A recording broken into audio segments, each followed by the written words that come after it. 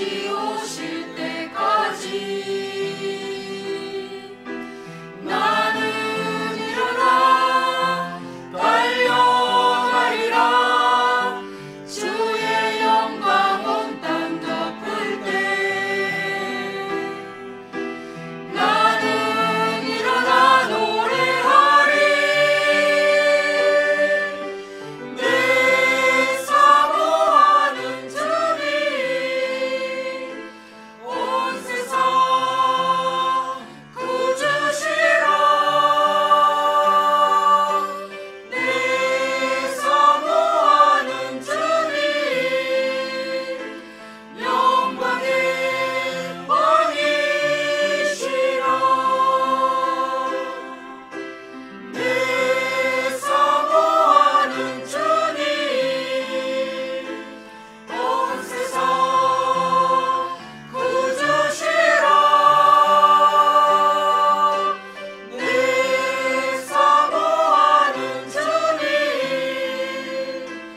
영광의 왕이시라.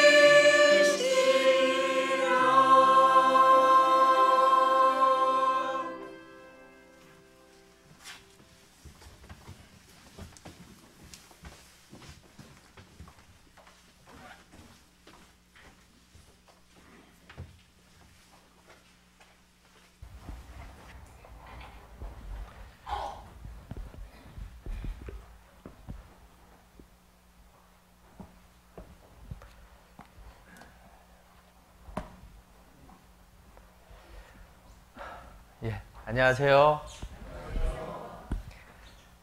예, 우리 후보교회 형제자매님들 이렇게 만나게 돼서 너무 반갑습니다. 다들 평안하시죠? 예, 함께 기도하겠습니다. 우리를 죄 가운데에서 구원하여 주신 주님 참으로 감사합니다. 우리를 구원하시기 위하여 우주와 천지 만물을 능력의 말씀으로 창조하신 하나님께서 이 사람의 몸을 입고 이 땅에 오시고 우리의 모든 죄와 허물로 인하여 십자가에서 흘리신 그 피로 우리의 모든 죄 깨끗하게 대속하여 주셔서 이 죄악된 세상 가운데 살아가고 있지만 하나님을 아버지라 부르며 또 천국에 소망을 두고 살아갈 수 있도록 도와주신 것 감사합니다. 또 주님의 몸된 교회 가운데 저희를 머물러 두셔서 또 진리의 말씀으로 교훈하시고 은혜로 함께 하시니 더욱 감사합니다. 주님 다시 오실 날 언제인지는 알지 못하나 다시 오실 그날까지 이 몸된 교회 가운데에서 떨어지지 않고 머물러 있을 수 있도록 도와주시고 어렵고 힘든 점들 많이 있겠지만 그때마다 더욱 주님 앞에 간절히 기도함으로 말미암아 또 주님을 가까이 하는 계기로 삼을 수 있도록 도와주시고 우리의 온 삶은 정말 하나님의 영광만을 드러내는 귀한 삶이 될 수 있도록 도와주시길 원합니다. 또 이 지역의 많은 이뤄진 영혼들을 위해서 우리를 또 이 교회에 모아주셨사오니 그 전도하는 그 일에 우리가 더욱 힘쓸 수 있도록 도와주시기를 간절히 바라고 원합니다. 또 이번 주간에 계획되어 있는 축의 수양회 또 계획되어 있는 대전도 집회 하나님께서 그 모든 전도하는 손길들마다 함께하여 주시고 많은 영혼들이 구원받는데 조금도 부족함 없도록 은혜로 채워주시기를 또한 간절히 바라고 원합니다. 또 우리 모두가 복음이 전파되는 그곳에 항상 그 중심에서 행할 수 있도록 도와주시옵소서. 오늘 또한 이렇게 주님의 말씀을 또 교제를 사모해서 이 자리에 나온 형제자매님들 합당한 말씀과 교제의 시간이 될 수 있도록 도와주시기를 간절히 바라고 원합니다. 참석하여야 하나 여러 가지 사정으로 인해서 참석지 못한 분들 계시다면 있는 그곳에서 또 하나님 영광 드러낼 수 있도록 도와주시고 다음 시간엔 한자리 함께 모여 은혜를 나눌 수 있는 귀한 시간 될 수 있도록 도와주시옵소서. 또 국내뿐 아니라 해외 곳곳에서 주님의 복음이 힘있게 증거되고 있습니다. 또 지난 또 선교 여행을 통해서 또 많은 영혼들이 주님 안에서 더욱 온전하여질 수 있도록 도와주신 것도 감사합니다. 우리가 그 모든 곳에 몸으로서 동참할 수는 없을지라도 항상 우리의 그 마음이, 우리의 기도가, 또 우리의 작은 물질들이 온전히 드려짐으로 말미암아 주님의 복음이 더욱 힘있게 증거될 수 있도록 도와주시기를 간절히 바라고 원합니다. 해외 곳곳에서 수고하시는 많은 형제자매님들과 선교사님 그 가정 또한 하나님께서 지켜주시고 주님의 복음을 담대히 선포하는 데 조금 더 부족함 없도록 영육간에 합당한 은혜로 도와주시기를 간절히 바라고 원합니다. 이 교제의 시종 오로지 주님께만 의지하면서 우리를 영원한 죄에서 구원하신 예수님의 이름으로 기도드렸습니다. 아멘. 예, 우리 같이 성경 갈라디아서 6장을 보도록 하겠습니다. 갈라디아서 6장입니다.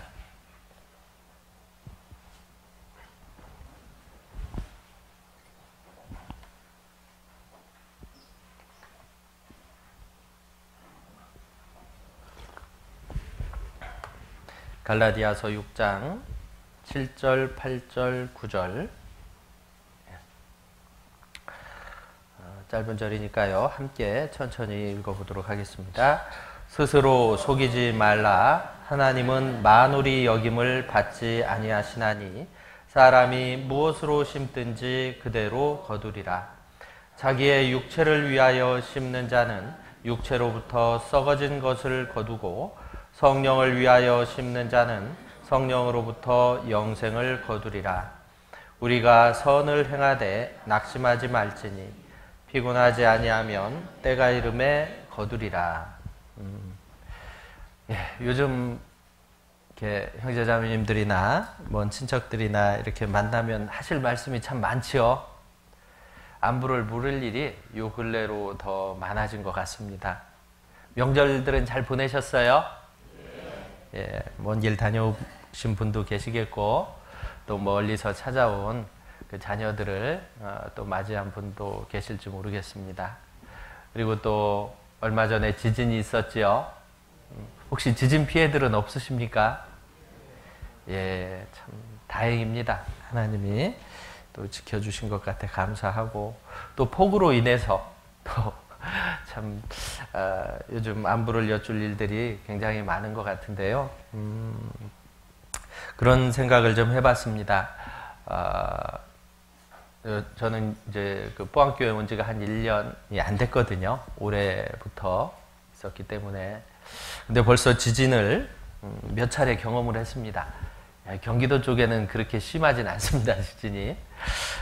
그래서 이번에도 처음에 지진 났을 때도 그냥 전에 있던 것보단 조금 세구나 생각을 하고 월요일이었죠.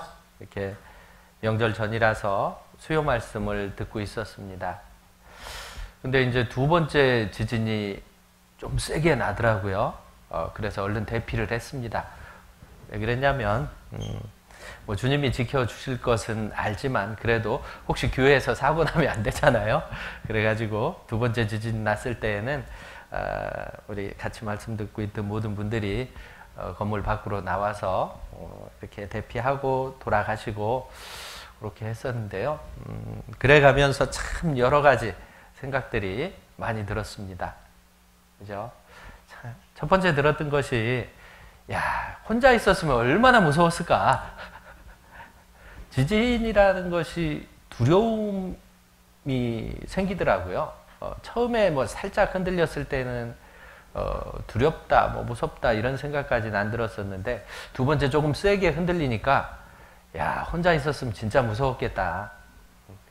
뭐 죽음이 두렵다기보다도 그죠? 하여튼 집이 흔들리는데 안 무섭다면 그건 좀 이상하잖아요. 그래서 참 같이 있으니까 움직이시는 분이 없어요. 웬만하면 좀 나가야 누구도 나가고 그럴 텐데. 그래서 참 우리 그리스도인들은 함께 있을 때 이 두려움이 또 이겨낼 수 있구나 그런 생각도 해봤고요. 또 한번 생각해 보게 되잖아요. 이 마지막 시대구나. 저처의 기근과 지진이 있으리니 야, 이제 정말 마지막이 가까워 왔으니까 복음 전하는데 더욱 힘써야 되겠다. 그런 생각. 또 우리 그리스도인들에게 그동안 또 마귀가 쓰는 가장 그리스도인에게 대적하는 방법 중에 하나가 뭐냐면요, 이 평안이거든요. 평안하다, 안전하다, 이렇게 괜찮아, 이 정도면 됐어. 갑자기 흔들어 버리잖아요. 하나님이 정신 차리라고. 그래서 우리가 이 평안한 것만이 좋은 건 아니구나, 그런 생각도 해봤습니다. 하여튼 다들 평안하시고 하시다니 참 다행이긴 한데요. 또 우리가 지금의 평안함과 안락함에 만족할 것이 아니라 정말 이 복음 전하는 일이라면, 믿음의 선한 싸움이라면 싸워야 되겠다, 그런 생각도 해봤습니다. 오늘 좀 함께 나누고 싶은 말씀은 이 갈라디아서 6장 말씀인데요. 그중에 7절 보면 스스로 속이지 말라. 하나님은 만홀히 여김을 받지 아니하시나니 사람이 무엇으로 심든지 그대로 거두리라 그랬습니다. 그대로 거두는 거예요. 그런 말이 있잖아요. 뿌린 대로 거두고 심은 대로 거두는 것. 맞죠? 이건 바로 진리입니다. 망고불변의 진리죠. 이 세상에서도 심지 않은 것, 뿌리지 않은 것을 거두고자 한다면 그건 뭔가 잘못된 겁니다. 그죠? 농부가 봄에 콩을 심어놓고 팥을 거두길 기대한다면 그 사람은 정신 있는 사람이에요? 없는 사람이에요? 정신없는 거예요. 왜? 사람이 무엇으로 심든지 그대로 거두지 심지 않은 것, 뿌리지 않은 것을 거둘 수는 없기 때문에 그렇습니다. 사도 바울께서 이 망고분변의 이 진리를 가지고 우리 신앙의 원리를 설명해 주시고 계신 겁니다. 자, 사람 7절에 스스로 속이지 말라. 하나님은 만홀히 여김을 받지 아니하시나니 사람이 무엇으로 심든지 그대로 거두리라 그랬죠. 이 바꿔서 얘기한다면 또 나무는 각각 그 열매로 아나니 그랬죠. 내게 맺히고 있는 열매가 있다면 뭐죠? 그것이 바로 내가 이전에 심었던 거라는 거죠. 심지 않은 것이 갑자기 어느 곳에서 툭 튀어나와서 맺혀 있진 않더라는 거예요. 그의 열매로 그들을 알지니 그랬고요. 또 그죠? 그렇기 때문에 무엇을 심고 무엇을 거두냐는 것은 우리 신앙생활에서 굉장히 중요한 일이다라고 이야기할 수 있습니다. 이 자연계에선 절대 일어나지도 않고 기대하지 않는 일을 사실은 이 신앙생활에서는 바랄 수 있기 때문에 이런 말씀을 하지 않았나 싶습니다. 8절에 보면 자기의 육체를 위하여 심는 자는 육체로부터 썩어진 것을 거두고 성령을 위하여 심는 자는 성령으로부터 영생을 거두리라 그랬잖아요. 육체를 위하여 심었으면 육체로부터 거둘 수 있는 것밖에 없습니다. 그것은 무엇이다 라고 말씀하시냐면 썩어진 것이다. 왜? 왜 썩어질 것일까요? 영원하지 않기 때문에 그렇습니다. 육체를 위하여 심은 것은 하나님 앞에 갔을 때 아무 의미가 없기 때문에 그것을 가리켜 썩어질 것이다 라고 말씀하시고 계시고, 그리고 성령을 위하여 심는 자는 성령으로부터 영생을 거두리라. 이 영생이라는 것이 바로 이 영원한 상급을 말씀하는 겁니다. 정말 우리가 이 땅에서 육체를 위하여 심는 것이 아니라 성령을 위해서 심고 가꾸었을 때는 반드시 하나님께서 영생의 축복, 영원한 상급으로 보상해 주신다라는 거죠.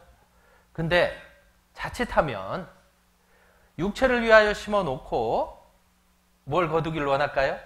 영생을 거두기 원합니다. 영원한 상급을 거두기 원할 수 있기 때문에 사람이 무엇으로 심든지 그대로 거둘 것이다 라고 말씀하신 것 같습니다.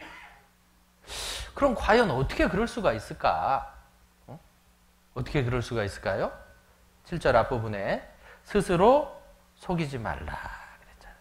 스스로 속는 일이 있습니다. 그리고 스스로 속은 사람은 하나님은 만홀히 여김을 받지 아니하시나니 하나님은 만홀히 여김을 받지 아니하신다. 하나님을 만홀히 여긴다. 이게 무슨 얘기인지 아셔요? 하나님 말씀에 코웃음 친다라는 거예요. 결국은 하나님을 바보 취급하는 겁니다. 하나님을 속여먹는 거예요. 어떻게 그럴 수가 있죠? 아니, 구원받은 그리스도인이 어떻게 하나님의 말씀에 코웃음 치고 하나님 말씀을 속일 수 있냐라는 겁니다. 근데 그럴 수 있어요. 어떤 사람이 그럴 수 있냐면 이 앞에 스스로 속이지 말라 그랬잖아요. 자기도 속은 거죠. 자기도 속은 거예요. 그런 사람은 하나님은 이렇게 생각하실 거야. 이렇게 되는 겁니다. 그죠? 보통 그런 말씀 많이 하시기도 합니다.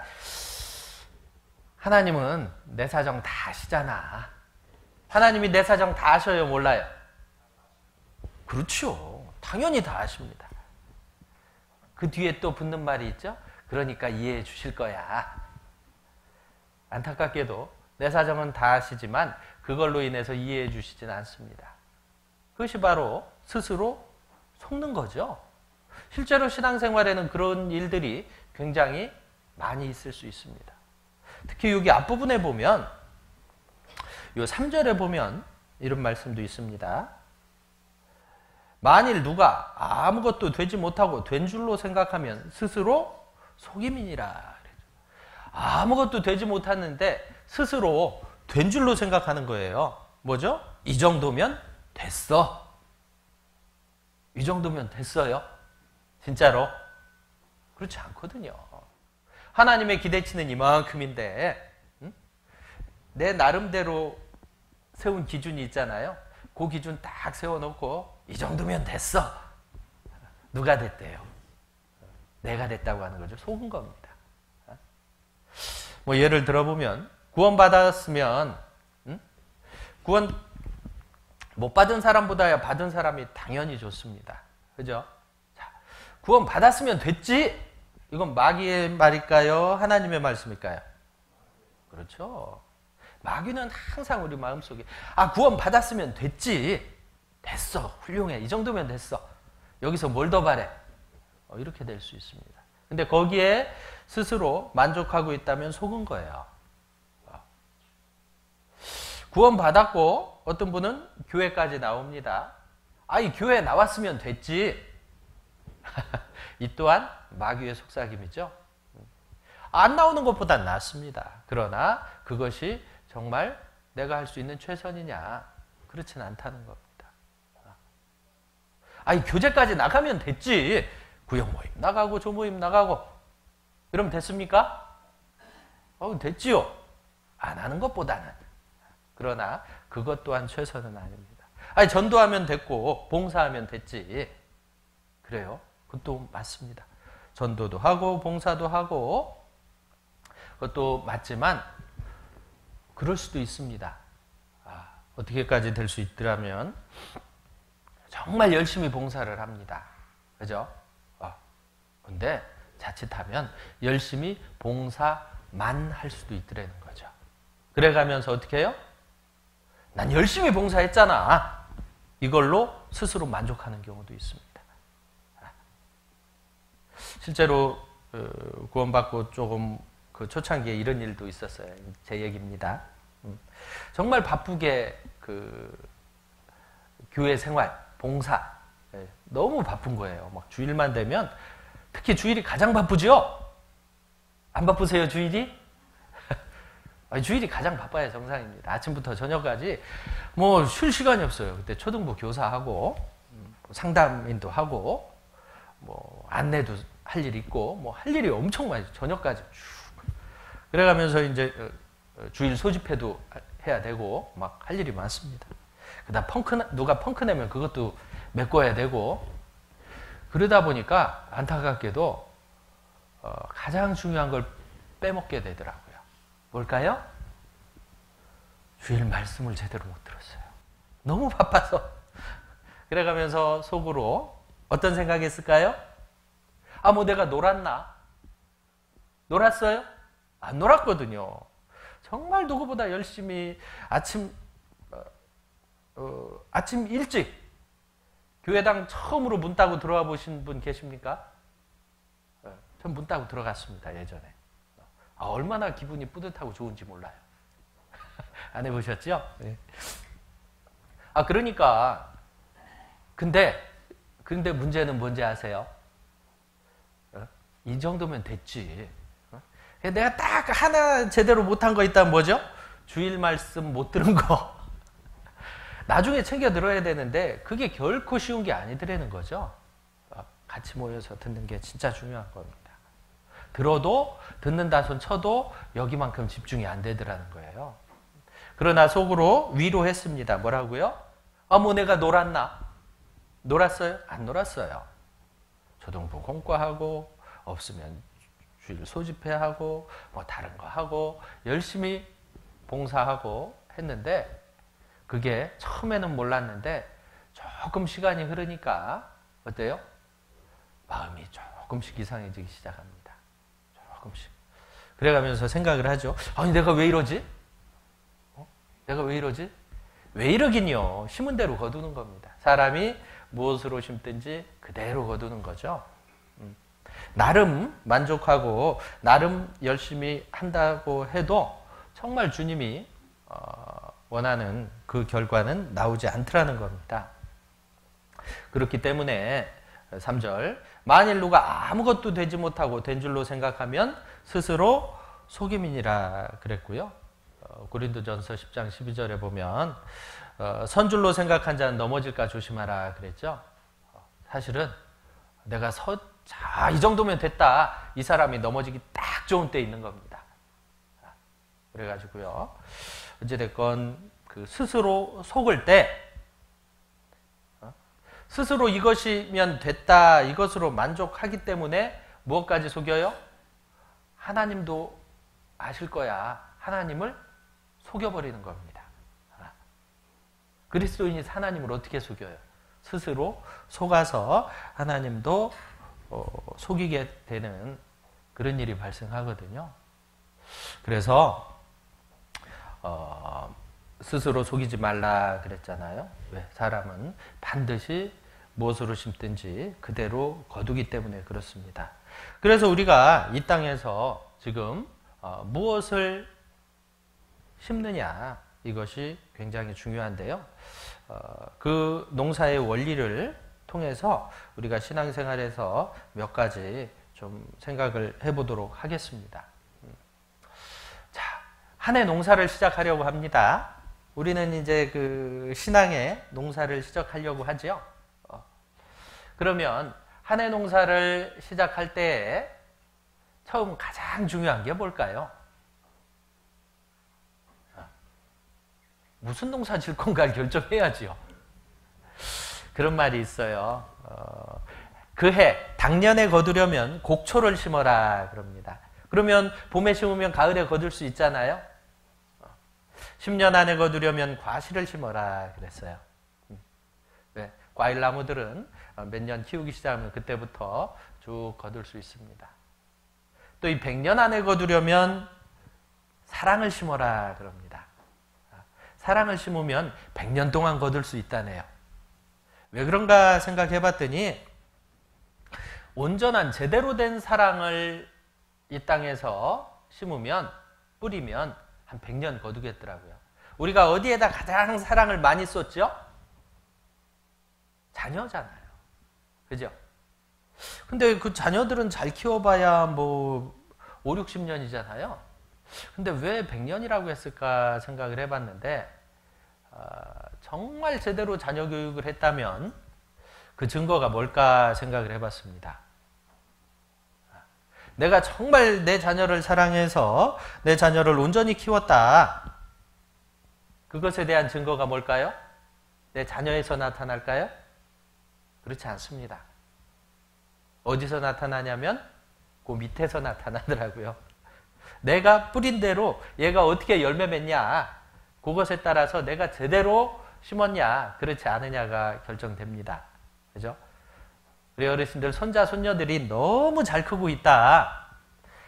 자녀 교육 잘 하신 겁니다. 왜? 내 아이가 그 아이들을 아주 잘 키웠기 때문에. 그러나 내 아이들은 그럭저럭 잘 키운 것 같은데 손자, 손녀들은 영 아니다. 자녀 교육 잘못하신 겁니다. 그죠? 우리도 그러잖아요. 구원받고 나서 누군가를 전도하는데 정말 내가 제대로 잘 살고 했다는 것은 뭐죠? 그분이 누군가를 또 전도해서 그분이 잘 사는 거 보면 야, 내가 정말 전도 잘했구나. 그리고 이분에게 본을 보였구나. 그런 얘기를 하기도 합니다. 그것처럼요. 사랑을 심으면 100년을 거둔다고 합니다. 그러면 영원히 거두려면 무엇을 심어야 할까? 우리는 이 땅에서 육체를 위하여 그 썩어진 것을 거두려고 심지 않잖아요. 그럼 영원히 거두려면 무엇을 심어야 되냐? 무엇을 심어야죠? 복음을 심어야죠. 복음을 심어야 됩니다. 그러면 어디에서요? 천국에서 영원히 거둘 수 있게 되는 겁니다. 영원히. 그래서 농사에서 내가 무엇을 심을 것인가가 가장 중요하듯이 우리도 이 땅에서 그 무엇을 심을 것인가 결정하는 것이 중요합니다. 무엇을 심어야죠? 복음을 심어야 됩니다. 베드로전서 1장. 그리고 그 복음의 씨앗이 우리에게 뿌려져서 우리가 구원을 얻은 겁니다. 베드로전서 1장 23절입니다.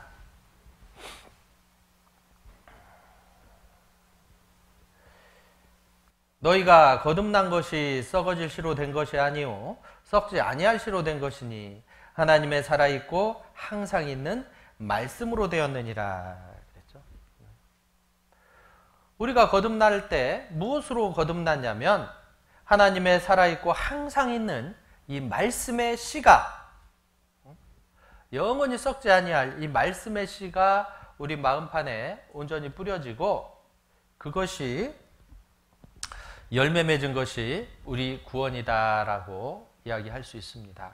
그래서요, 우리도 이 땅에서 무엇을 해야 하냐면 이 말씀의 씨를 뿌려야 되는 겁니다.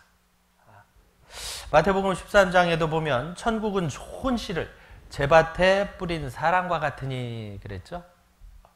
좋은 씨를 제밭에 뿌려야 돼요. 씨는 씨인데 말씀의 씨를 우리가 다 가지고 있죠? 항상 살아있고 하나님의 살아있고 항상 있는 그 말씀의 씨앗이 우리에게 분명히 있습니다. 근데 그 중에 어떤 씨가 있든가 하면 좋은 씨가 있더라는 거예요. 벼농사 지어 보셨죠? 어르신들. 근데요, 그 벼농사를 지을 때 지금은 어떻게 하는지 모르겠습니다. 근데 저도 어릴 때 아버지께서 농사를 지으셔서 봄에 어떤 것으로 종자를 삼는가를 본 적이 있어요. 종자로 쓸 것은 함부로 다루지 않습니다. 그 해 전에 가을에 탈곡할 때부터 분리를 하시더라고요. 그리고 그해 봄에 어떻게 해요? 다시 골라요, 그걸. 아마 소금물에 골랐던 것 같습니다. 가벼운 건 다. 쭉정이를 얘기하는 게 아니에요. 알곡 중에서도 소금물에 집어넣으면 어떻게 하죠? 좀 부실한 것들은 다 뜨겠죠? 그렇게 해서 걸러서 가장 좋은 것으로 씨를 쓰시더라는 거죠. 천국은 좋은 씨를 제밭에 뿌린 사람과 같다. 맞습니다. 우리가 이 땅에서 신앙생활 하는 것이 정말 복음을, 말씀을 뿌리는 삶, 그것이 맞습니다. 근데 문제는 그 씨를 어떻게 뿌리느냐, 이것도 굉장히 중요하다라고 말씀드릴 수 있습니다. 누가복음 19장 보겠습니다.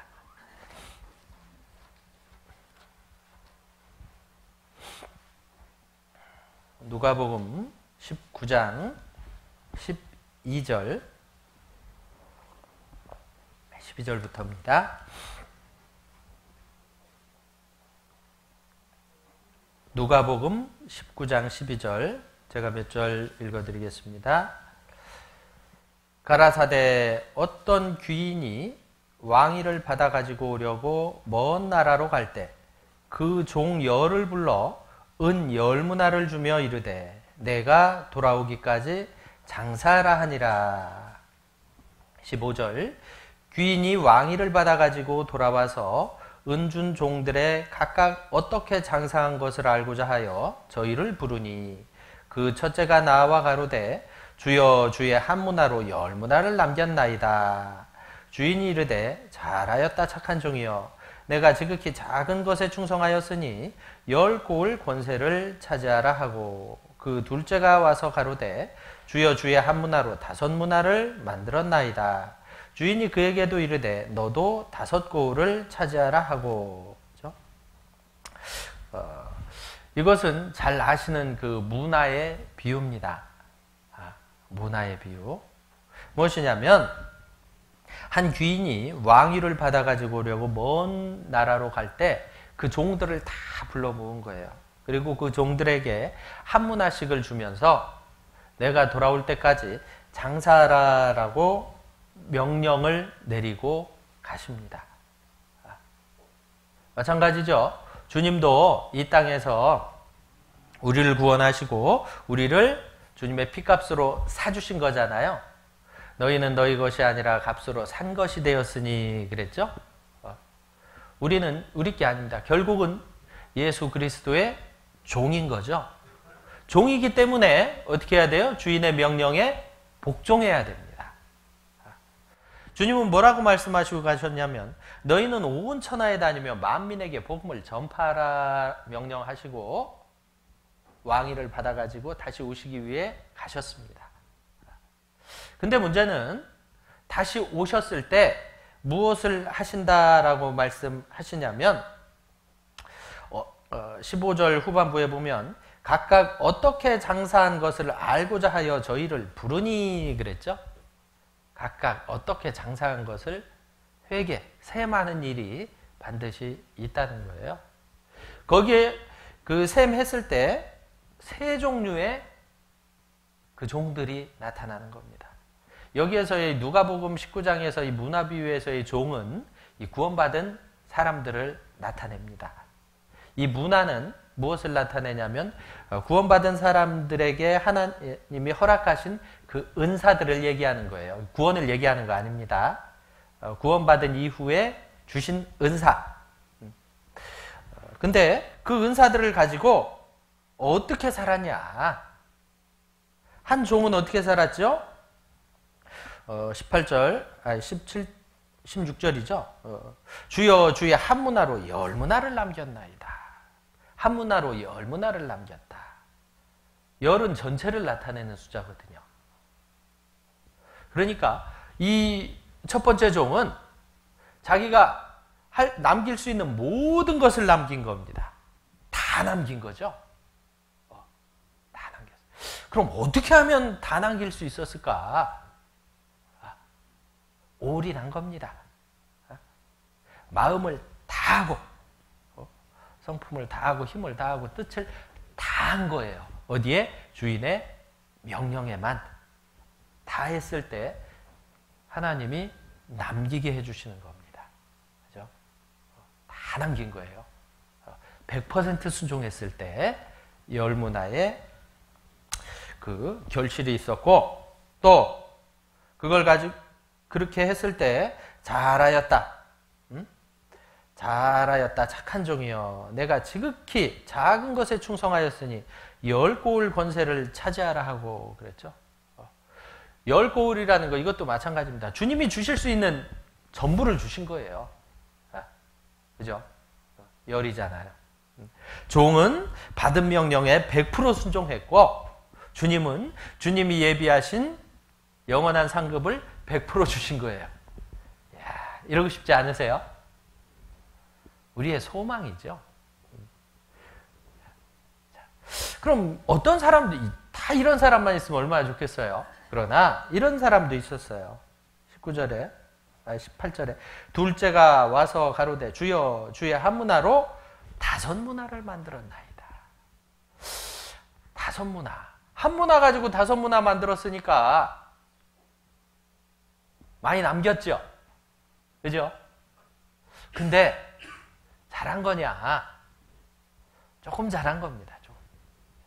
보면 틀려요. 뭐가 틀리냐면 17절에 10문화 남긴 종에게는 주인이 이르되 잘하였다 착한 종이여. 잘하였다 착한 종이여 그랬죠. 칭찬이 있습니다. 착한 종이요. 근데 5문화 남긴 그 종에게는 주인이 이르되 주인이 그에게도 이르되 너도 5고를 차지하라 하고 착한 종이여가 빠졌어요. 왜 빠졌을까요? 착하진 않은 거예요. 안 착하잖아요. 10문화 남겨야 착하지. 그러나 참 은혜더라고요. 뭐가 은혜냐면 저 같았으면 5문화 남겨왔다. 종에게 내가 잠깐 갔다 올 동안 너 이거 가지고 장사해. 너 잘하면 10개 남길 수 있다. 네 능력은 10이야. 근데 이 종이 듣기는 들었어요. 얼만큼? 50%. 그리고 50%는 내 맘대로 산 거예요. 그러니까 어떻게 보면 양다리죠. 세상과 주인의 양다리를 걸치고 산 겁니다. 넘어질 때도 있고 일어날 때도 있고 생각나면 순종하기도 하고 불순종하기도 하고 그랬으니 딱 와서 보니까 반토막이 났네. 어떻게 해요?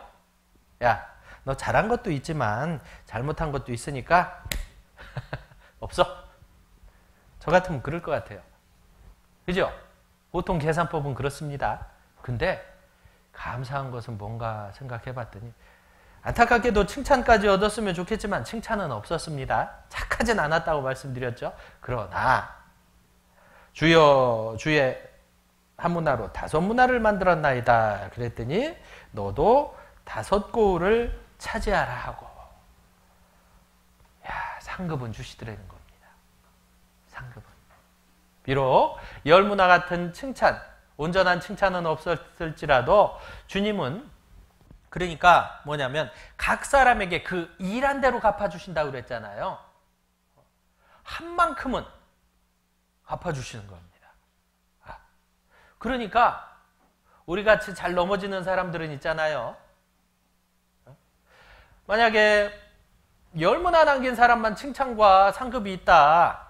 그러면 여기 상 받을 분 있어요? 없어요? 그러니까 어떻게 해요? 이왕의 베린 몸. 어차피 상도 못 받겠네. 그리고 포기할 텐데 결코 그렇지 않더라는 거예요. 주님 앞에 어떻게 해요? 산 만큼 남습니다. 산 만큼. 순종한 만큼은 반드시 그 일한 대로 갚아주시더라는 거죠. 그러니까 아직도 우리에겐 소망이 있는 겁니다.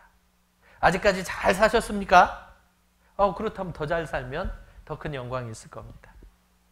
아직까지 살아오시다가 넘어진 적도 있고 힘들어서 아직까지는 좀 주님 보시기에 좀 부족한 점이 많습니까?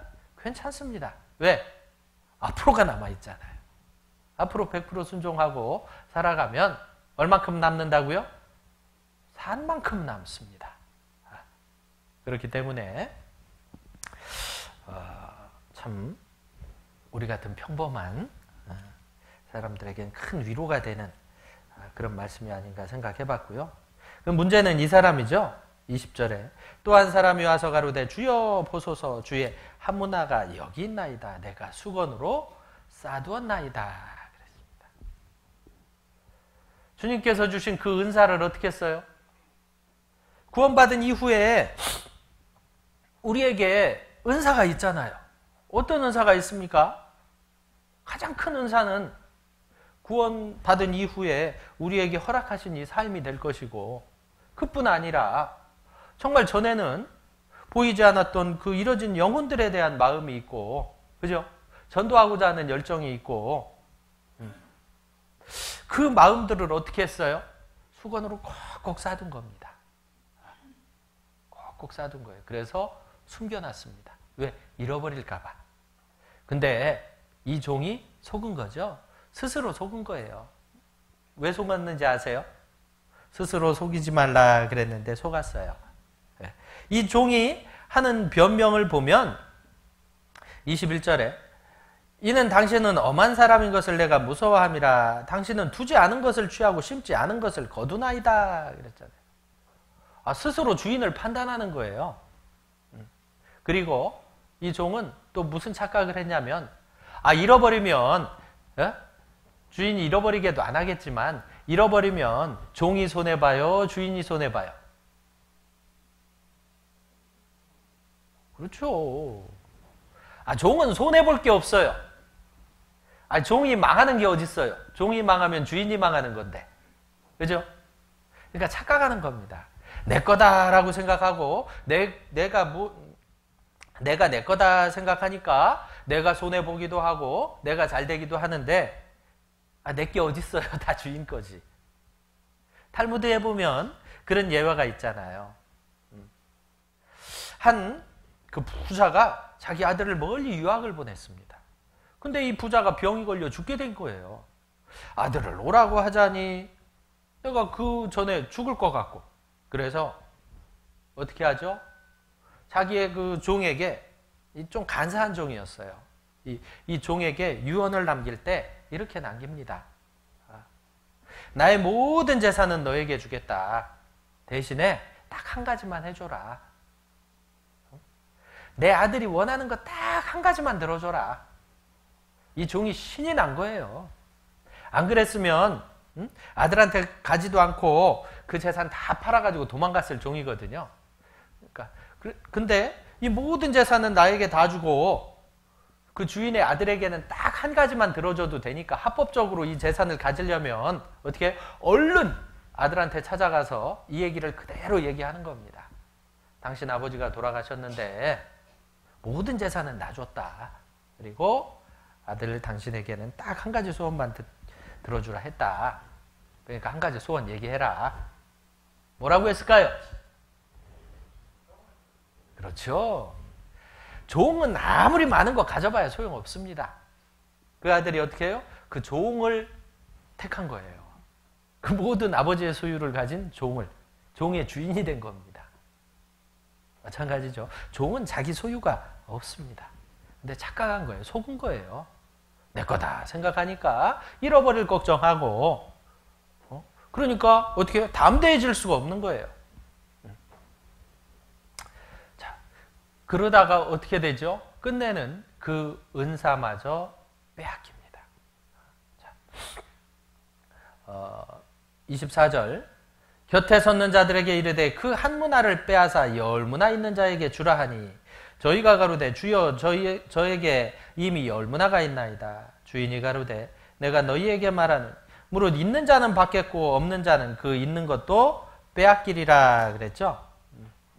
그 있는 것도 빼앗깁니다. 있는 자는 더 받죠. 이게 구원이 아니라는 또 확실한 증거, 문화가 구원은 아닙니다. 왜냐하면 있는 자가 더 받아요. 구원을 더 받아요. 안 되죠. 그리고 빼앗기지도 않습니다. 그럼 뭐냐? 은사라고 말씀드렸죠. 어떤 분들 보면 그렇습니다. 어떤 분들 보면 구원받은 이후에 어쩌죠? 그 마음이 점점 더 주님 앞으로 나아가는 분들이 있어요. 주님 앞으로. 그죠? 근데 어떤 분들은 처음에는 똑같이 시작했는데 어떻게 해요? 점점 더 뒤로 물러나는 분들이 있어요. 그러다 어느 순간 보면 있었는지조차 몰라요. 빼앗겨서 그렇습니다. 내가 안 한 것 같죠? 처음에 내가 전도 안 한 것 같고 내가 순종 안 한 것 같고, 근데요 내가 할 게 없습니다. 사실은 빼앗긴 거예요. 내가 온전히 순종치 못하니까 하나님이 그 마음부터 빼앗아가기 시작한 겁니다. 그래서 은사를 몽땅 빼앗겨버리는 참 슬픈 일이죠. 그래서요, 정말 우리에게 허락하신 그 은사들은 하나님 앞에 100% 순종할 때 그것이 더 그 개발이 되고, 그렇잖아요. 그 무슨 일도 처음에는 어렵지만 한 번 하고 또 한 번 하고 자꾸 연습하면, 경건에 이르기를 연습하라 그러셨잖아요. 자꾸 연습할 때 그 은사가 개발되는 것이고, 그로 인해서 많은 열매를 맺게 되는 겁니다. 그렇기 때문에 농사를 할 때 그 종자를 뿌리는데 어떻게 해요? 어떤 씨를 어떻게 뿌리느냐 굉장히 중요하다는 겁니다. 거기에 따라서 결실이 달라져요. 똑같은 씨로 시작했지만 그 소출은 완전히 달라질 수 있는 겁니다. 혹시 감자 농사 지어보신 분들이 있습니까? 감자 농사. 감자 농사를 지을 때는 이 씨감자로 감자를 심잖아요. 예전에 이런 얘기가 있어요. 두 마을에, 아주 이웃 두 마을에서 이 감자 농사를 시작했대요. 이웃 마을이니까 모든 조건이 똑같지요? 비도 똑같이 내리고 또 토질, 기후 모든 조건이 똑같습니다. 감자 농사를 지었는데 어떻게 했냐면 똑같은 종자를 갖다가 감자 농사를 지었더니 첫 해 소출이 다를까요? 똑같을까요? 똑같아요. 왜? 다 열심히 지었다는 거예요. 똑같이. 근데 놀라운 건 그 다음 해부터 달라져요. 한 마을은 소출이 조금 더 좋아졌습니다. 근데 한 마을은 조금 더 안 좋아져요. 그 다음에 되니까 한 마을은 조금 더 좋아지고 한 마을은 좀 더 나빠지고 갈수록 차이가 나요. 이유가 뭘까요? 모든 조건이 똑같은데 왜죠? 여쭤보면 어떤 분들은 어딘 거름을 더하고 어딘 조건은 똑같습니다. 근데 뭐가 하나 틀려지는, 대신에 왜 그것이 똑같다고 인정할 수밖에 없냐면 첫 해 소출이 똑같아요. 첫 해 소출이 똑같아요. 그럼 왜 다음 해부터 달라질까요? 구원은 똑같이 받았어요. 다음 해부터 달라져요. 이유가 뭘까요? 씨감자를 뭘 쓰냐에 따라 틀려집니다. 자, 잘 되는 마을, 씨감자 뭘로 썼을까요? 가장 좋은 놈. 유전형 기질을 가장 좋게 태어나, 특히 감자는 씨감자라고 하죠. 우리 학생들도 있는 것 같은데요. 이 감자는 씨앗을 심는 게 아니에요. 감자가 있잖아요. 감자에 싹이 나면 그것을 잘라서 그것을 심습니다. 그래서 씨감자라고 부르는 거예요. 그러니까 가장 좋은 것을 씨감자로 쓰면 그 다음에 좋은 것이 맺힐까요? 안 좋은 게 맺힐까요? 당연합니다. 그럼 이 반대말은 어떻게 했을까요? 좋은 건 다 어떻게 했죠? 구워 먹고 삶아 먹고 볶아 먹고 팔아 먹고 다 먹었죠? 그리고 씨감자 뭘로 썼을까요? 에이 씨감자나 쓰지 뭐. 솔직히 말씀드리면 아무리 농사 잘 짓는 분이라도 가장 좋은 건 다 팔아 먹습니다. 그죠? 적당한 거 씨감자 쓰는데요. 농사는 그렇게 할지라도 신앙생활에선 좋은 씨감자를 쓰자고요. 왜? 그랬을 때 사람이 무엇으로 심든지 그대로 거두리라 그랬어요. 가장 좋은 걸 주님 앞에 드렸을 때 주님이 어떻게 해요? 가장 좋은 것으로 열매 맺게 해주십니다. 가장 좋은 것을 거둘 수 있게 해주시기 때문에 반드시 다른 건 몰라도 신앙생활에선 가장 좋은 것을 뿌리시기 바랍니다. 자, 그리고요. 그럴래니까 쉽지가 않은 거예요. 시편 126편입니다.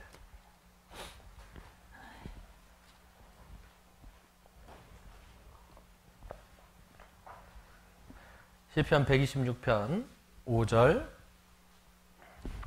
6절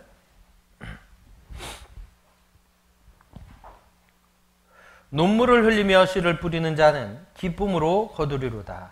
울며 씨를 뿌리러 나가는 자는 정령 기쁨으로 그 단을 가지고 돌아오리로다. 그랬습니다.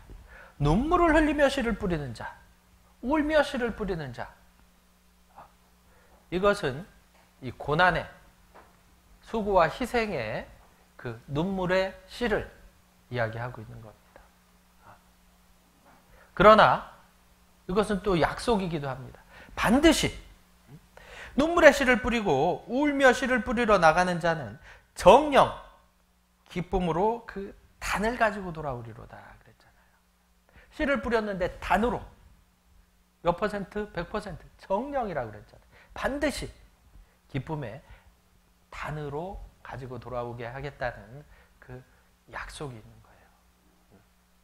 우리도 이 땅에서 눈물의 씨앗을 뿌린다면요, 반드시 기쁨의 단으로 하나님이 보상해 주실 겁니다. 그럼 과연 눈물의 씨앗이라는 게 무엇일까? 눈물의 어떤 사람이 그 눈물의 씨앗을 뿌리는 사람일까요? 마태복음 19장입니다.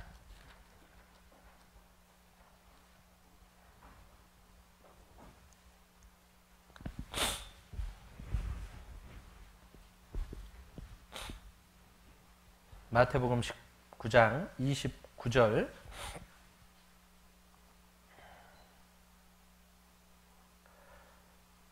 또 내 이름을 위하여 집이나 형제나 자매나 부모나 자식이나 전토를 벌인 자는 여러 배를 받고 또 영생을 상속하리라 그랬습니다. 이것이 무엇일까 생각해 보면 눈물의 씨앗이라는 것이 무엇이냐면 내 이름을 위하여, 또 마가복음 10장 그 29절에 보면 나와 및 복음을 위하여 집이나 형제나 부모나 자식이나 전토를 벌인 자마다 그랬죠. 벌이라는 겁니다. 벌이라는 것은 무엇이냐면 정말 주님과 복음을 위해 복음 이외에 다른 것을 앞세우지 말라는 겁니다. 뭐 처자식 버리고 부모 다 버리라는 게 아니죠. 앞세우지 말라는 거예요. 그러려니까 어떻게 해요? 희생이 따를 수밖에 없습니다. 근데요, 그 희생에는 어쩌요? 반드시 하나님께서 이 100배의 결실로 보상해 주신다는 약속이 있는 거거든요. 어떤 분들 보면 있잖아요. 정말 열심히 살아가는 분들이 계십니다. 야, 저분은 어떻게 저 상황에서 주님만 바라보고 어떻게 하면 전도할까 생각하고 정말 나보다 형편이 훨씬 못한 분들도 계시잖아요.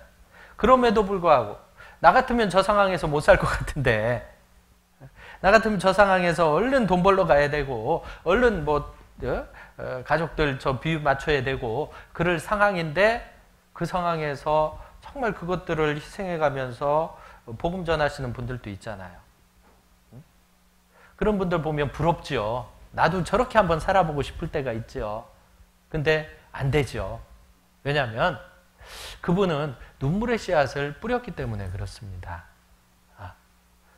눈물의 씨앗을 뿌렸기 때문에 바라보는 관점이 틀려지는 거예요.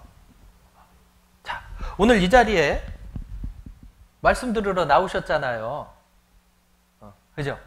근데 아마 말씀을 듣는 각각 개인의 그 마음 상태는 다 다를 겁니다. 왜 다르죠? 상황이 다 다르기 때문에 그래요.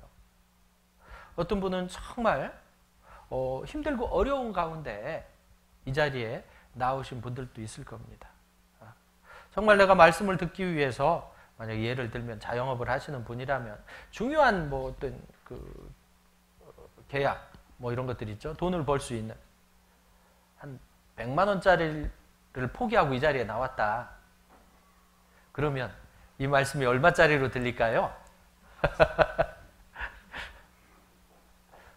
근데 어떤 분은 평상시에 뭐 이것도 하고 저것도 하고 이것도 저것도, 오늘은 보니까 약속이 하나도 없네. 계모임도 없고 뭐 동창회도 없고 아무것도 없어요. 에이, 교회 나갈까? 이런 분 없죠? 예. 그러나 에이, 교회 나갈까? 이러고 왔다면 전혀 은혜가 안 되는 거예요. 그죠? 그래서 내가 무엇을 얼마나 포기했냐에 따라서 하나님이 채워주시는 은혜가 다른 겁니다. 그죠? 내가 얼마나 포기했냐에 따라서. 그렇기 때문에 정말 주님을 위해 열심히 사는 분들 있잖아요. 정말 어떻게 이렇게까지 살 수 있을까?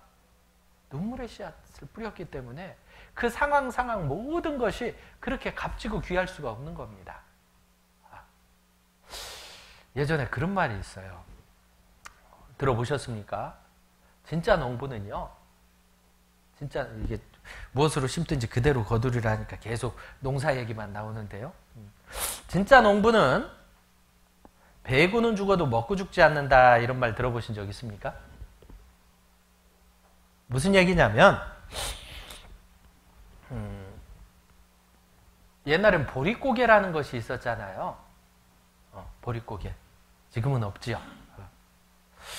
이 춘궁기라고 해서 가을에 수확한 벼는 벌써 다 쌀은 다 떨어질 때가 됐고 보리를 심어놨는데 보리가 아직 여물지가 못했어요. 그래서 쌀 떨어지고 보리가 아직 안 익었을 그때, 그래서 많은 사람들이 이 촉은 목피라고 그러죠. 풀뿌리 캐먹고 나무 껍질 벗겨먹고.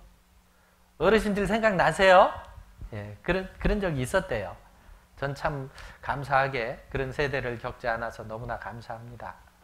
근데 실제로 그런 일이 있었답니다. 우리 학생들 물어보면 라면 끓여 먹지 뭐 이럴지도 모르겠는데요.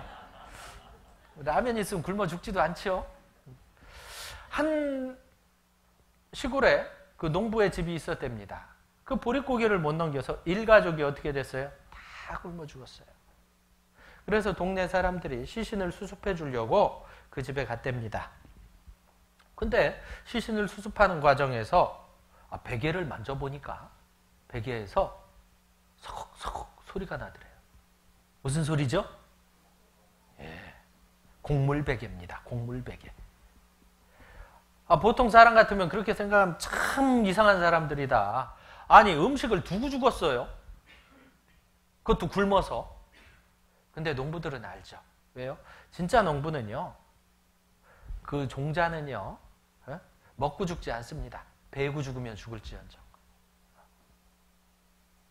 그게 진정한 농부예요. 왜? 어차피 그 종자 없으면 며칠 더 먹고 죽기는 마찬가지예요. 자, 한 농부가 있었습니다. 아내는 병들어 죽고 처자식은 굶어 죽었어요. 보릿고개를 못 넘겨서. 그래서 얻은 한 줌의 씨앗이 있습니다. 한 줌의 씨앗. 그 씨는 뭐죠? 그냥 일반 씨가 아니에요. 우리가 생각하는 그냥 종자가 아닙니다. 뭐죠? 피입니다. 피. 누구의 피? 내가 가장 사랑하는 가족들의 피입니다.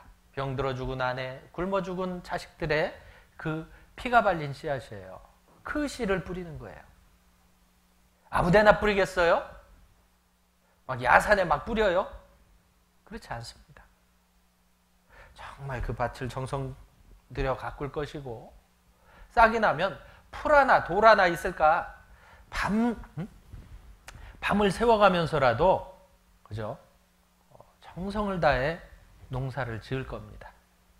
그렇게 짓겠죠? 당연한 겁니다. 그리고 드디어 결실의 계절이 돌아왔어요. 결실의 계절. 이제 남만 되면 거둬들일 수 있는 그 결실의 때가 됐습니다. 어떻게 수확하시겠습니까? 응? 그래서 큰 논에 꽉 채웠어요. 많이 있으니까 에이 뭐 까짓 건 막 비어다가 거둘 만큼은 거두고 떨어진 건 흘리고 그럴까요? 한 알의 알곡도 이뤄지기를 원치 않을 거라는 겁니다. 왜? 그것이 뭐라고요? 피라고요. 무슨 피예요? 내가 가장 사랑하는 사람들의 피기 때문에 그것은 결코 한 알의 알곡도 이뤄지질 원치 않는 겁니다.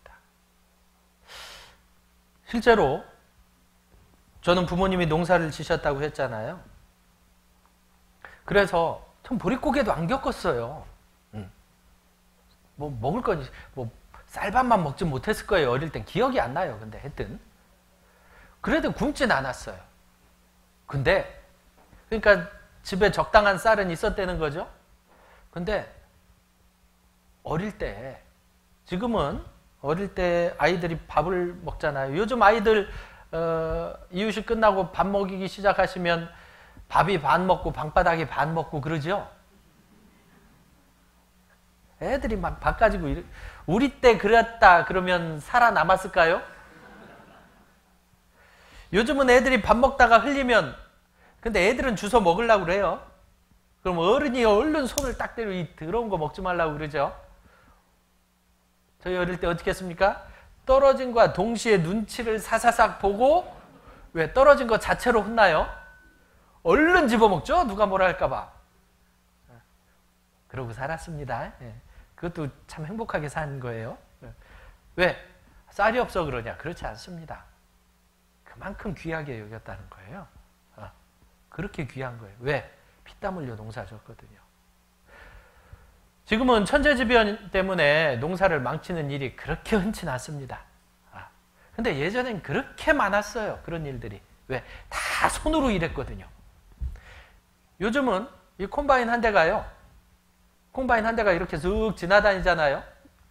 그러면 예전에 온 동네 아저씨 아주머니들이 하루 일하던 양을 걔 혼자서 다 하고도 남아요.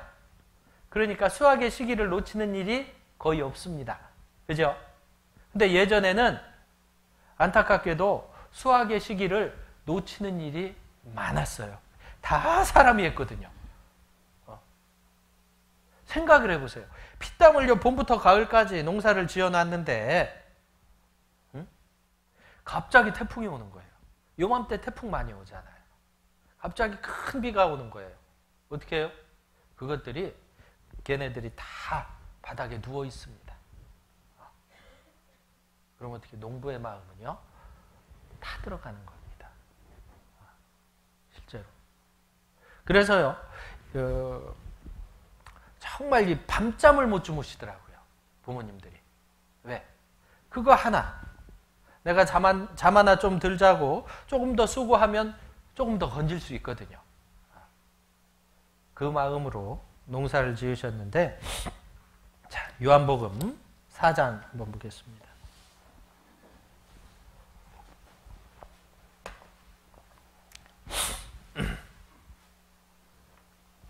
요한복음 4장 35절 36절 여기는 같이 한번 읽도록 하겠습니다.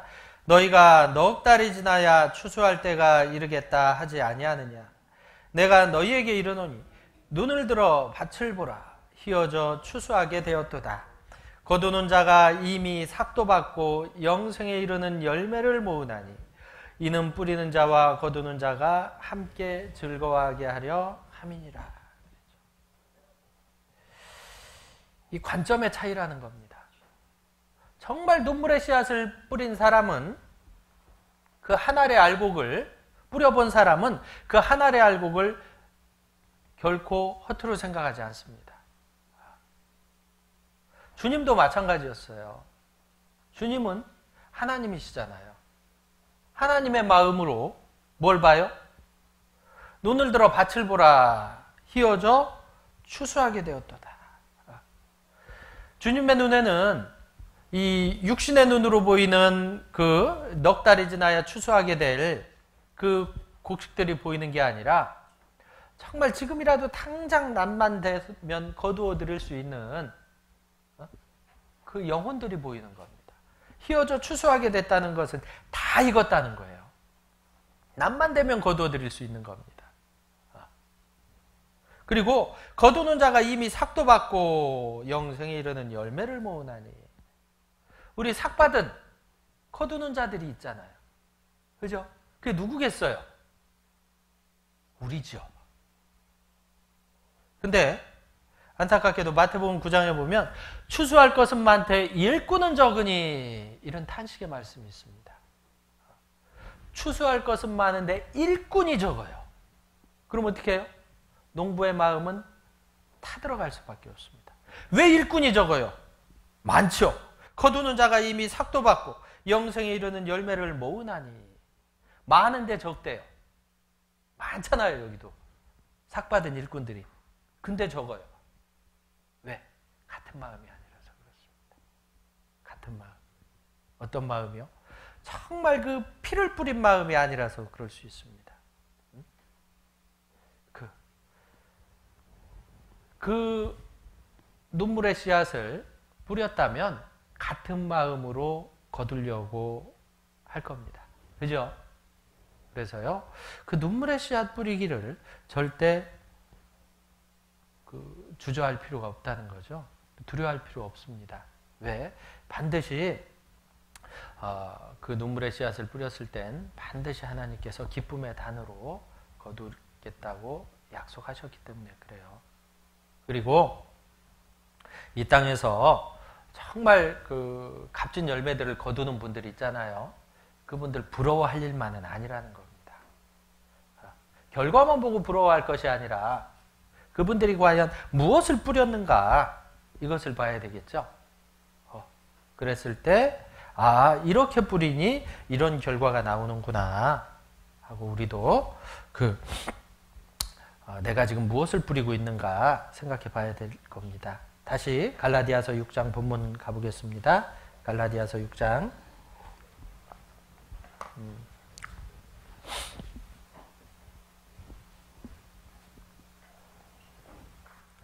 사람이 무엇으로 심든지 그대로 거두리라 그랬죠. 그렇기 때문에 이 값진 씨앗을 아무데나 뿌릴 수 없는 거예요. 아무데나. 아무데나 안 뿌리면 어디 뿌려야 돼요? 좋은 밭에 뿌려야 됩니다. 이 마태복음 13장에 보면 씨 뿌리는 비유가 나옵니다. 4가지 밭이 나오죠. 길가, 돌짝밭, 가시밭, 좋은 땅. 자, 근데 유일하게 결실하는 땅은 어느 땅인가 봤더니 좋은 밭밖에 없었습니다. 좋은 밭에서는 100배의 결실이 이루어집니다. 그러나 다른 길가나 돌짝밭이나 가시밭에선 결실이 안 생겨요. 자, 생각해 보셔요. 좋은 땅은 하늘에서 떨어집니까? 만들어가는 겁니까? 만들어가는 거거든요. 좋은 밭은 만들어가는 겁니다. 그러려니까 어떻게 해요? 그 눈물 흘리는 수고가 있는 거예요. 그 딱딱한 밭, 길가와 같이 딱딱해요. 어떻게 해요? 갈아엎어야죠. 어떻게 갈아야죠? 지금이 딱 좋습니다. 왜? 비가 왔거든요. 딱딱하니까 어떻게 해요? 비가 왔을 때 가는 거예요. 근데 비가 안 오네. 물 뿌리고라도 갈아야죠. 그러려니까 눈물이 나는 겁니다. 사람 마음밭은 정말 이 눈물을 뿌렸을 때 갈리는 경우도 있습니다. 재물을 뿌렸을 때 갈리는 경우도 있습니다. 그러나 정말 이 눈물로 갈았을 때 그 밭이 갈리더라는 거죠. 그리고 그 땅이 좋은 땅으로 바뀌어가는 겁니다. 돌은 언제든지 나오죠. 나올 때마다 걷어냅니다. 잡초는 씨도 안 뿌렸는데 그렇게 잘 자라잖아요. 마귀가 뿌려서 그렇습니다. 잡초는 언제까지 뽑아야 되는지 아세요? 안 날 때까지. 안 날 때까지. 그러면 그 잡초가 안 나게 하는 방법은 뭔지 아세요? 잔디밭에 잡초가 참 많죠. 저 어릴 때 학교 다닐 때 체육 시간에 많이 그런 짓 많이 했어요. 요즘 같으면 애들 그런 거 시키면 당장 민원 들어갈 텐데 체육 시간에 잔디밭에 풀 뽑고 그랬잖아요. 잔디밭에 풀이 안 나게 하는 비결이 있답니다. 뭔지 아세요? 잔디로 꽉 채우는 거예요. 도저히 풀이 뿌리를 못 내릴 정도로 잔디로 꽉 채우면 더 이상 풀이 잘 자라지 못한답니다. 그러려니 얼마나 뽑아야 되겠어요? 그죠? 그러려니까 힘들어요? 안 힘들어요? 힘들어요. 힘든 거예요. 자, 그리고 또 좋은 씨를 좋은 땅에 뿌렸어요. 정말 정성 들여 가꾼 좋은 땅에 뿌렸어요. 근데 딱 하나 뿌렸어요. 딱 하나 뿌렸어. 그럼 몇 개 거두죠? 잘 거둬야 100개 거둘 겁니다. 얼만큼 뿌려야 될까요? 많이 뿌려야죠. 고린도후서 9장 잠깐 보겠습니다. 그 갈라디아서 6장은 좀 잡아두시면 좋을 것 같습니다. 고린도후서 9장 6절 보면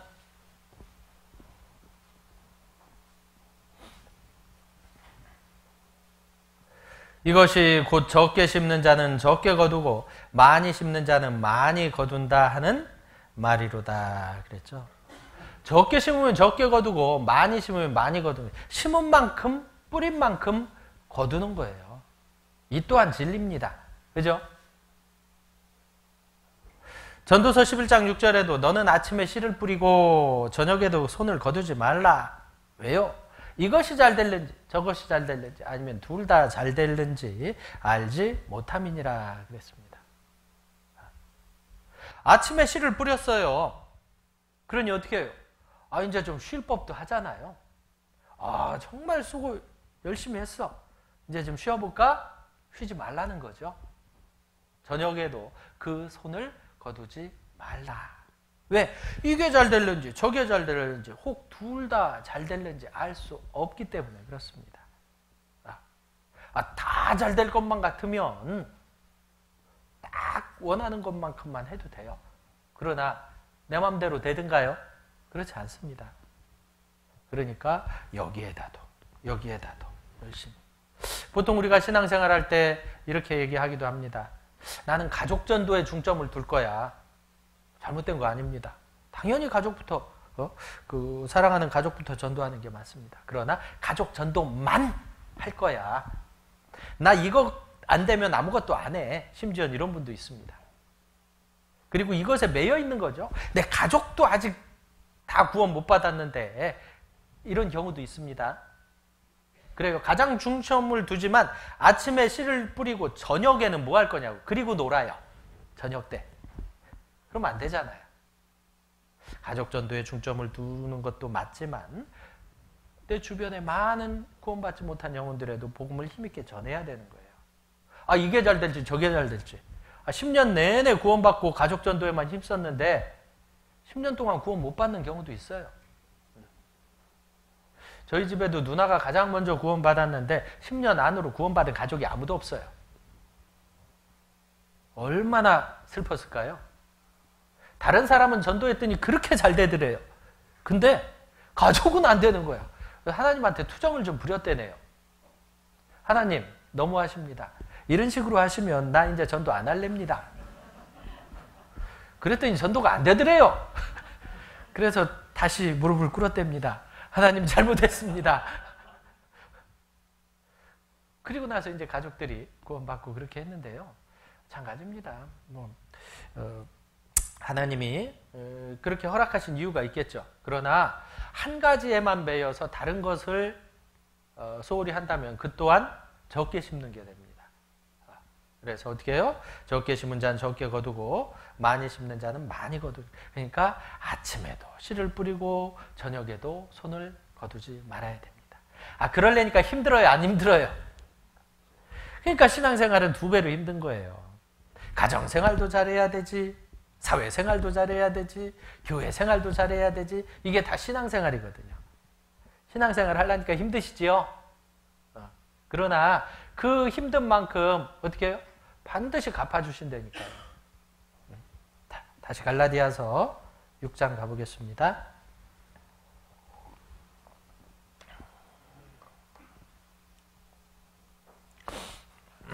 갈라디아서 6장 보면요.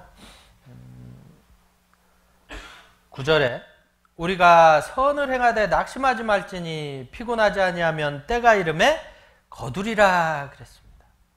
우리가 선을 행하되 낙심하지 말지니 그랬죠. 정말 주님을 위해서 열심히 살아가다 보니까 어떤 일들도 가끔 생기냐면 낭망되는 일도 생기는 거예요. 열심히 안 산 사람은 낭망될 일이 있지도 않습니다. 그죠? 한번 낭망될 일을 해봤어야죠. 그러나 그럼 낭망하는 건 잘하는 거냐? 결코 그렇지 않습니다. 우리가 선을 행하되 낙심하지 말지니. 정말 주님을 온전히 바라봤다면 낙심할 일도 없습니다. 왜 낙심이 되냐? 정말 내 나름대로 주님 앞에 어떤 계획을 세우고 목표를 세우고 열심히 했거든요. 정말 나름 최선을 다했거든요. 근데 그것이 내가 계획한 때에 이루어지지 않아요. 그러면 낭망이 되거든요.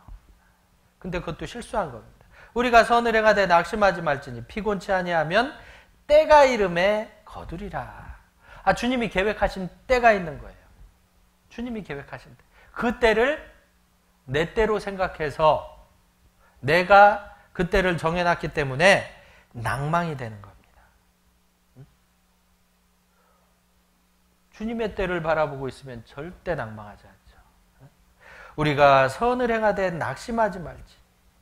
피곤하지 아니하면 때가 이름에 거두리라 했죠. 이 피곤하지 아니하면이라는 것에 무슨 뜻이 있냐면 끝까지 행하면이라는 뜻이 있어요. 끝까지. 어디가 끝이에요, 그러면? 이루어 주실 때까지. 이루어 주실 때까지. 그게 끝까지입니다. 그런 말 있는 거 아세요? 아메리카 인디언들 있잖아요. 우리도 한동안 가뭄이 들었었죠? 아메리카 인디언들이 가뭄이 들면 하늘에 기우제를 지낸답니다. 근데 놀라운 건 뭔지 아세요? 이 아메리카 인디언들은요, 기우제만 지냈다 하면 비가 와요.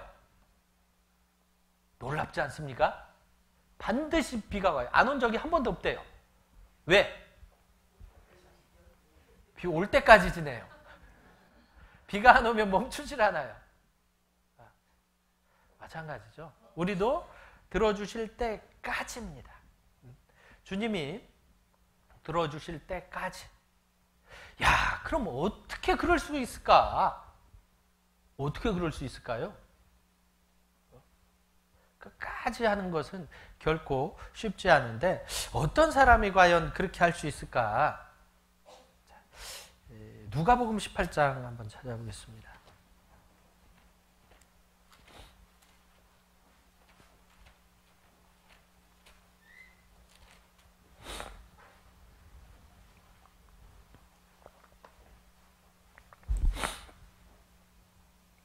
누가복음 18장 1절부터 제가 읽어드리겠습니다.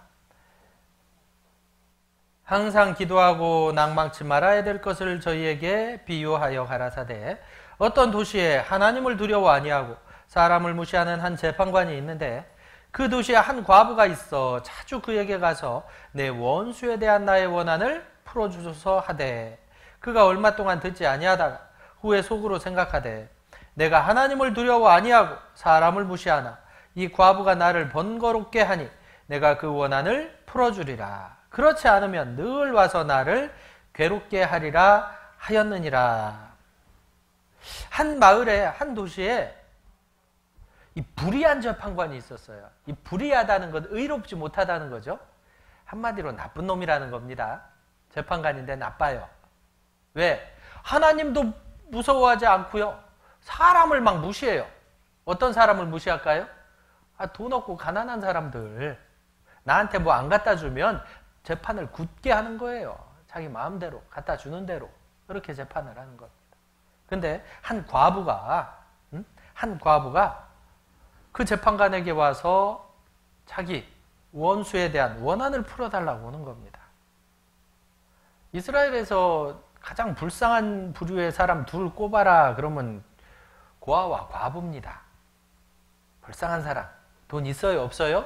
없어요. 있었으면 벌써 들어줬을 거예요. 부자 과부가 아니죠.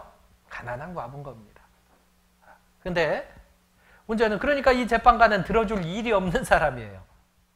근데 문제는 이 과부가 자주 그에게 가서 원수에 대한 나의 원한을 풀어주소서 하되 그랬죠. 그리고 이 5절에 이 과부가 나를 번거롭게 하니 내가 그 원한을 풀어주리라. 그렇지 않으면 늘 와서 나를 괴롭게 하리라 하였느니라. 지겹게 찾아가는 거예요. 늘 와서 괴롭게 번거롭게 하는 거예요. 막 미칠 지경인 거죠. 그러니까 어떻게 해요? 풀어주겠다는 겁니다. 나한테 주는 거 아무것도 없지만. 뭔 얘기냐면 6절에 주께서 또 가라사대 불의한 재판관에 말한 것을 들으라. 하물며 하나님께서 그 밤낮 부르짖는 택하신 자들의 원한을 풀어주지 아니하시겠느냐. 저에게 오래 참으시겠느냐. 그랬죠. 밤낮 부르짖는 택하신 자들의 원한이라는 겁니다. 원한. 이 과부가 지칠 법도 하잖아요. 근데 안 지치고 끝까지 들어줄 때까지 매달리죠. 왜? 아마 이 과부에게는 그 원한이 보통 원한은 아니었을 겁니다.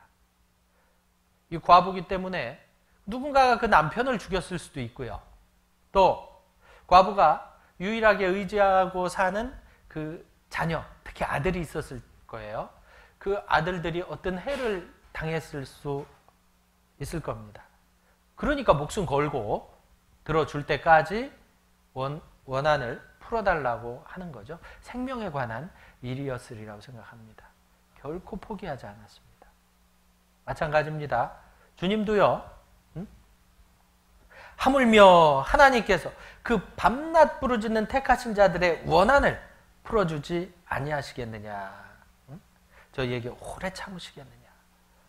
정말 그 마귀에 대한 그 원한, 마귀에게 사로잡혀서 지옥으로 갈 수밖에 없는 그 영혼들에 대한 그 원한을 가지고 밤낮 부르짖는다면 어떻게 해요? 반드시 들어주신다는 겁니다. 또 어떻게 해요? 지치지 않고 끝까지. 중간에 포기하는 거는 중간에 포기하는 건 뭐죠? 중요하지 않은 것 포기합니다. 아이고, 이만하면 됐지. 그러나 진짜 중요한 건 포기해요, 안 해요? 자식을 포기하는 부모 보셨습니까? 절대 포기하지 않습니다. 전에 어떤 한 형제님 가정을 봤는데요. 잘 사셨어요. 서울에도 집이 몇 채 있었던 그런 분이었습니다. 그런데 한 10년 만에 신용불량자가 됐어요. 그 주변 가족들까지 초토화가 됐어요. 완전히. 왠지 아세요? 아이가 아파요. 아이가 아파요. 자기 전 재산 다 팔아서 애 병원비로 쓴 겁니다. 근데도 돈이 없는 거 어떻게 해요? 주변 형제들 막 어쩌겠어요. 자식이 죽어가는데. 그 아이를 얼마 전에도 봤습니다. 야, 컸더라고요. 20대가 됐어요. 그 부모님은 비록 지금도 가난하게 사십니다. 어쩌겠어요. 다 아마 신용불량 회복 이런 거 하셨을 겁니다. 그럼에도 불구하고 이 아이 보면 그 모든 것들이 사라지리라고 생각 들어요. 어떻게 자식을 포기하겠습니까? 부모가. 그 마음이면요. 우리가 그 마음으로 전도하잖아요. 8절 내가 너희에게 이르노니 속히 그 원한을 풀어주시리라 그랬습니다. 속히. 그 마음으로 전도하면 반드시 빠른 시일 내에 풀어주십니다. 그리고 더 무서운 말씀이 그 뒤에 있어요. 그러나 인자가 올 때 세상에서 믿음을 보겠느냐 하시니라. 나에게 이런 마음이 사라진다면 주님 오시지 않겠습니까? 다른 사람 볼 건 아니죠. 정말 내게 그 원수에 대한 원한을 가지고 끝까지 포기하지 않고 전도하고자 하는 이 마음이 내게서 사라진다면 인자가 올 때 세상에서 믿음을 보겠느냐 하시니라 그랬잖아요. 아마 주님 오셔도 할 말이 없을 것 같습니다. 그래도 많은 분들이 그 마음을 가지고 지금 전도하고 계신 거예요. 그래서 아직 주님이 그 시기를 조금 늦춰주신 것 같습니다. 거기에 우리도 한번 보태야 되지 않겠습니까? 그죠? 다시 갈라디아서 6장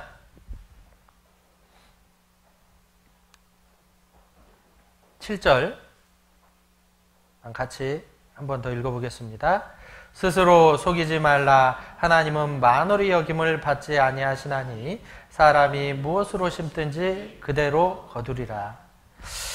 예, 지금은 과거에 심었던 것들 거두는 그런 시기이기도 합니다만 주님 앞에 갈 때까지는 우리는 계속 뿌리는 시기입니다. 그죠?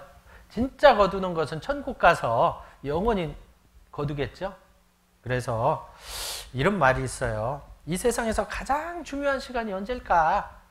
언제죠? 지금입니다. 그럼 가장 중요한 사람은요? 지금 내 앞에 있는 사람들이거든요. 그럼 내가 할 수 있는 가장 중요한 일이 뭐겠어요? 그들에게 복음을 전하는 겁니다. 형제자매님들과 마음을 합한 사랑을 나누는 거예요. 그죠? 그래서요, 정말 주님 앞에 갔을 때 풍성한 그 결실로 거두기 위해서 이 땅에서 정말 그 눈물의 씨앗을 뿌리는 그 일에 우리가 주저하지 않았으면 좋겠습니다. 예, 기도하겠습니다. 하나님 감사합니다. 우리가 무엇이기에 우리를 구원하시기 위해서 그 아들의 값으로 우리를 사주셨습니까? 정말 주님께서 우리를 사랑하신 그 사랑, 우리가 이 땅에서 또 주님이 허락하신 그 모든 것들을 또 온전히 주님 앞에 드림으로 말미암아 그 은혜에 조금이라도 보답하는 삶을 살고자 합니다. 우리 영혼의 주인이 되신 주님, 이제 우리 육체의 또 주인이 되어 주셔서 우리의 온 삶을 통해서는 오로지 하나님의 영광만 드러나는 귀한 삶이 되기를 간절히 바라고 원합니다. 무엇보다도 우리에게 맡겨주신 아직 구원받지 못한 그 수많은 영혼들에게 또 복음 전하는 그 일을 위해 우리가 더욱 마음을 하나로 모으고 힘쓰기를 간절히 바라고 원합니다.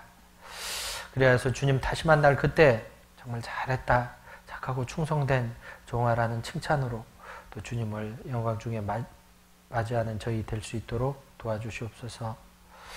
함께 하신 주님께 감사드립니다.